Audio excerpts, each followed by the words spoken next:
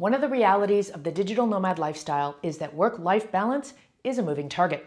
In so many of the ways, the cards are stacked against you, from the lack of routine that travel inherently presents, to unpredictable distractions, pace of travel, ergonomics, and more. Mastering work-life balance is as much an art as it is a science. In this video, I'm sharing what I've learned in my last 17 years of being a digital nomad. I've made every mistake in the book, so you don't have to. You will learn the challenges to be ready for, how to avoid burnout, coping mechanisms and productivity tips, and the biggest mistake that nobody talks about. Let's do this. So, I'm just going to rip the band-aid right off here and say that working on the beach is the biggest lie ever told about the digital nomad lifestyle. Unfortunately, there is this image on social media of what it's like to work remotely while traveling full-time that in many cases is completely unrealistic. I mean, come on, let's play this one out, shall we? Bringing your laptop to the beach is ridiculous on so many levels. The sun creates glare on your screen, sand gets everywhere, the salt in the ocean air destroys electronics, and there's nowhere to plug in your laptop when you need power. Not only that, but ergonomically, it is a complete disaster. But we'll get into how I deal with that a little bit later. It is more important than you think. Frankly, the same thing goes for working by the pool. You see all these ridiculous pictures of digital nomads sitting poolside with their legs in the water and their laptop balanced on their knees. Again, not even touching the ergonomic disaster that situation presents. Would you really want your laptop to be that close to a body of water? I sure don't want to present those kinds of risks to the very machine that enables my entire lifestyle as a digital nomad. All it takes is one kid, or kid at heart, to do a cannonball into the pool to completely destroy my computer. So, before we get into some of my tips and tricks for work-life integration as a digital nomad, I just want to put it out there to everybody watching this video who has a social media account. Please, can we stop creating an unrealistic picture of what this lifestyle is about? I think the digital nomad lifestyle is absolutely fantastic, but I'm tired of the over-glorified, unrealistic images that are presented publicly. Because it means that everybody who is new to this lifestyle inevitably has to learn the same lessons the hard way, which is that this lifestyle is not like the images we've been sold on. And frankly, it also creates an unsavory element of FOMO for the people who were not living this lifestyle. And I think that's unfair. Okay, I hope you're still with me after that little rant. My entire mission with my YouTube channel and my website and all of my social channels and more is to help people design their lifestyles and arrange their affairs so that they can travel long-term while working remotely. This includes helping people hit the ground running so they can be productive and set a pace of travel that is realistic, and to avoid the mistakes that I've made, which are many, and to shortcut the learning curve that most people have to go through. And ultimately, in order to help people truly do this, I believe it's important to be real about the challenges that we all experience on the road, so that you can be ready for those challenges and that you can have solutions implemented before they even become problems. With that in mind, today I'm going to outline the top 5 challenges of work-life balance as a digital nomad. And with each challenge, I will give you some practical solutions. Challenge number 1 is productivity. I am probably the most disciplined person that I know, and sometimes sitting down and getting work done is just a total slog. I think anybody who works remotely, regardless of whether or not you do it while traveling long-term, can identify with this challenge. But when faced with the distractions of life on the road, including living and working in constantly changing environments, it's no wonder that sometimes, even when we do sit down to our computers, we're not as productive as we'd like to be. I believe the root cause of this challenge lies in routine, or rather the complete lack of it. Travel inherently takes us out of our routines. We're dealing with long travel days, jet lag, activities at our destination that conflict with our workday, changing time zones, and more. And while I sometimes think that shaking up your daily routine is a good way of bringing us more into the present moment and allowing us to change habits that perhaps no longer serve us, I also think that a certain amount of routine is necessary, especially if you want to be productive amid the digital nomad distractions. Here's how I cope with this. I have identified for myself that mornings tend to be my most productive time of day. It's also the time of the day that I'm least likely to have social opportunities and activities at my destination. So, regardless of where I am in the world, I have a pretty set morning routine. This includes exercising, showering, coffee, and doing some work. At the end of the day prior, I will determine what tasks I absolutely need to get done the next day. That way I have an idea of how much time I'll need in order to get that minimum amount of work done. So if I have an event that I want to attend, like a lunch for example, I will work back from the time that I need to leave for that lunch or whatever to determine what time I need to wake up in the morning in order to get through my routine and the necessary tasks of work for the day. More often than not, if it's a work day, I try not to make any commitments until at least mid-afternoon. That gives me a fighting chance of getting through all of my work for the day without interruption. And then I can do whatever I want. This works well for me personally because I tend to be more relaxed when I know that my work is done for the day. It doesn't always work out that way though, and that's okay too. Being flexible and adaptable is a digital nomad superpower. Having a routine is not only good for solving the digital nomad challenge of productivity, but I believe it's also good for our overall well-being. For example, my routine also includes exercise. I know myself well enough to know that if I don't exercise first thing in the morning, there's a good chance that I just might not exercise at all, because the day has a habit of getting away from us. So when it comes to building your own routine, it's good to know yourself and your optimal times of day for working, exercising, and self-care, so that you can create a routine that helps you be your best self on the road. Work-life balance challenge number 2 is burnout and guilt. Bear with me, this will make sense in a minute. I have suffered from more episodes and iterations of burnout on the road than, frankly, I would care to admit to.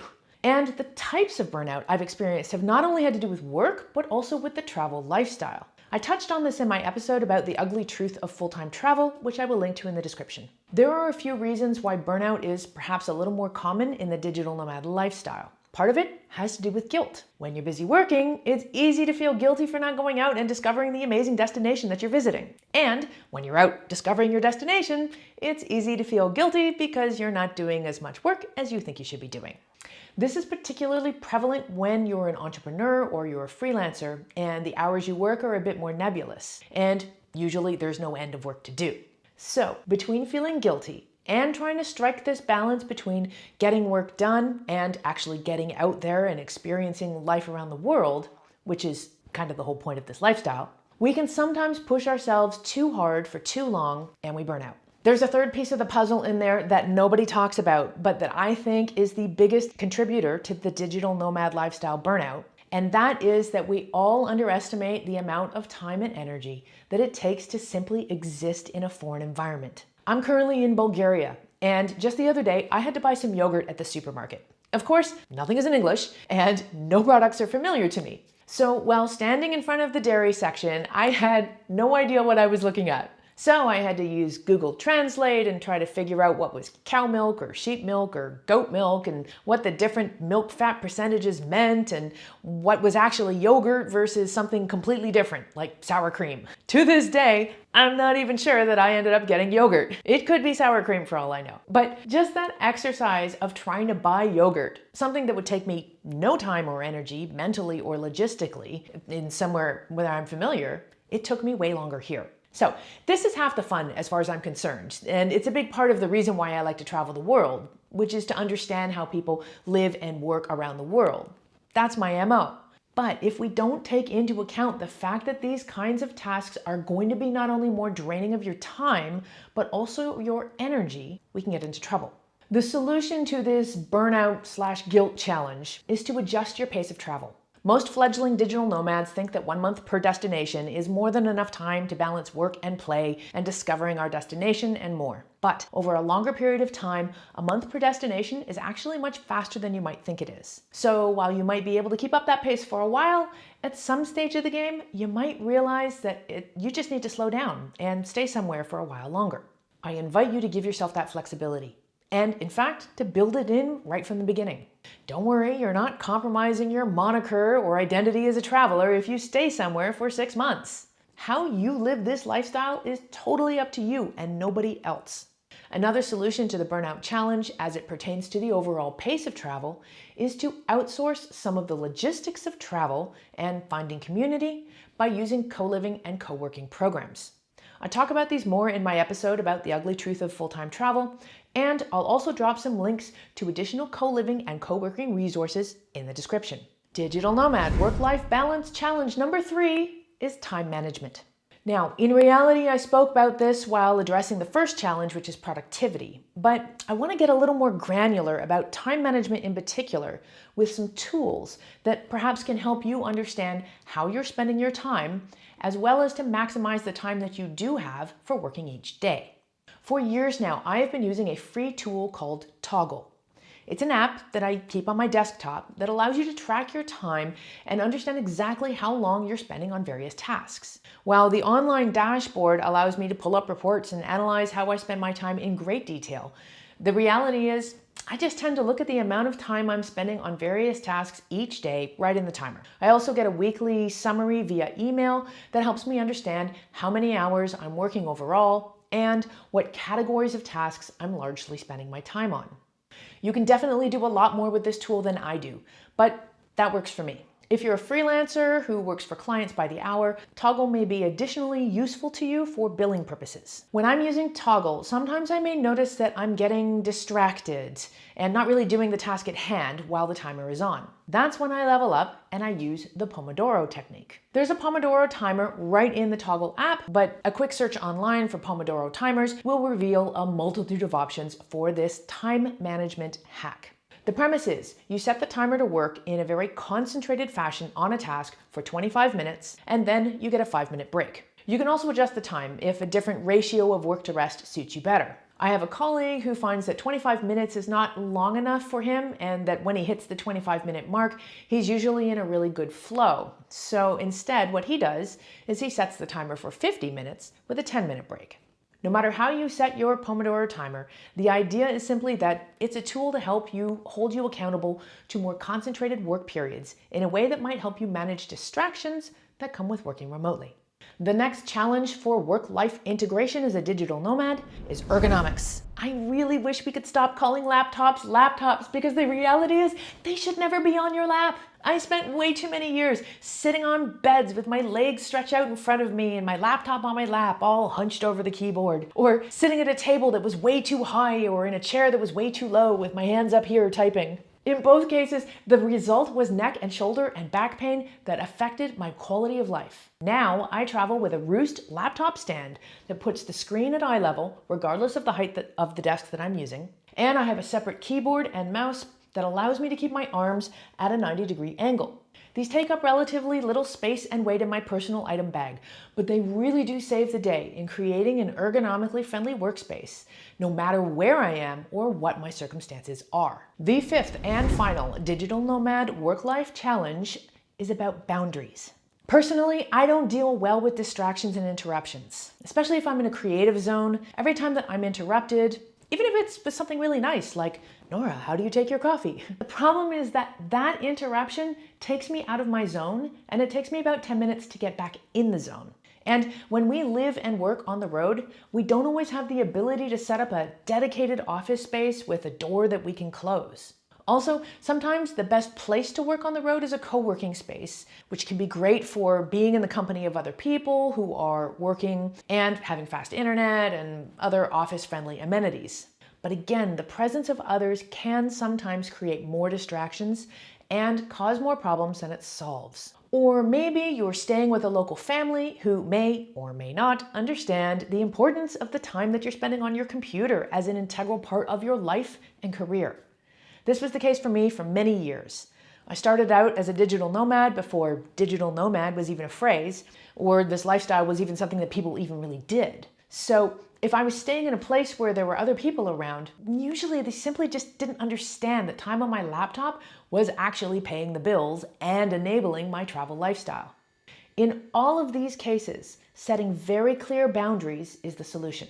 At a co-working space, that can usually be done by putting on headphones. This is a fairly common signal to the people around you that you are working and you are not open to interruptions. I'll sometimes put on headphones or earbuds even if I'm not listening to anything.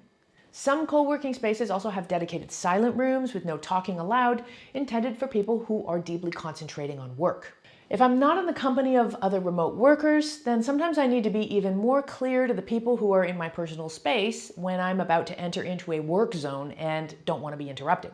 Sometimes I kind of make a joke of it. I say I have an invisible bubble, and I tell them when I'm going to put it on, because it's hard to see. And when I put the invisible bubble on, I am effectively invisible, and I can't be interrupted for anything. It's a lighthearted way of creating boundaries and making sure that every minute I spend working can be as productive as possible so that I will have the maximum amount of time to play at my destination. The second aspect of setting boundaries as a digital nomad also applies to not working all the time. Sometimes when you can work anywhere at any time, depending on your personality, it may become difficult not to work everywhere all the time. I generally have a rule about not working after dinner. Other people may have a rule about not working before lunch. Either way, being able to create your own boundaries for your workday in such a way that prevents you from overworking will help you have a sustainable work-life balance in the long run. Do you have any strategies for better work-life balance as a digital nomad? Or even just general work-life balance tips while working remotely? Please share them in the comments so we can all travel smart in style. I'm Nora Dunn, aka the Professional Hobo, and I will catch you next time. Bye.